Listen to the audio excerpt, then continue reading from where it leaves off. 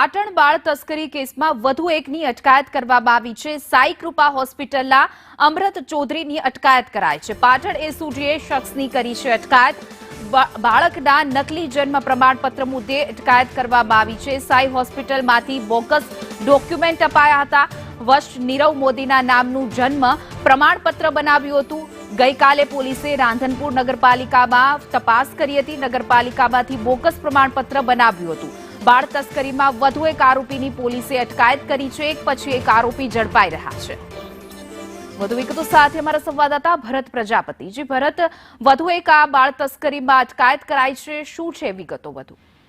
ચોક્કસથી પાટણ જિલ્લાની અંદર જે રીતે બાળ તસ્કરીનો મામલો છે ને બાળ તસ્કરી મામલામાં એક બાદ એક લોકો શખ્સોની અટકાયત કરવામાં આવી રહી છે કે પાટણની અંદર સુરેશ ઠાકોર, શિલ્પા ઠાકોર, રૂપસંગજી ઠાકોર સહિતના જે 5 અત્યાર સુધીના આરોપીઓ ઝડપાયા હતા, ત્યારે આજે વધુ એક એસઓજી પોલીસને સફળતા મળી છે કે રાધનપુરની સાઈ કૃપા હોસ્પિટલમાંથી જે પ્રથમ જે બાળક હતું વંશ નીરવ મોદી નામના જે બાળકનું જન્મપત્ર બનાવવામાં આવ્યું હતું, તે સાઈ કૃપા હોસ્પિટલની અંદર મેનેજમેન્ટ ડિપાર્ટમેન્ટના હેડ તરીકે ફરજ બજાવતા અમૃત ચૌધરી દ્વારા સમગ્ર જે ડોક્યુમેન્ટ આપવામાં આવ્યા હતા અને ડોક્યુમેન્ટના આધારે જ રાધનપુરની નગરપાલિકા દ્વારા આ જન્મ પ્રમાણપત્ર કાઢવામાં આવ્યું। એટલે કે પોલીસે ગઈકાલે આખો દિવસ રાધનપુર નગરપાલિકાની અંદર પૂછપરછ કરી હતી, ત્યારબાદ સાઈ કૃપા હોસ્પિટલની અંદર પણ પૂછપરછ કરી હતી અને પૂછપરછને અંતે જે રીતે સાઈ કૃપા હોસ્પિટલની અંદર ફરજ બજાવતા અને મેનેજમેન્ટનું સમગ્ર કાર્યભાર સંભાળતા અમૃત ચૌધરીને પોલીસે અત્યારે અટકાયત કરી છે અને અટકાયત કરીને તેના વધુ તપાસ હાથ ધરવામાં આવી રહી છે।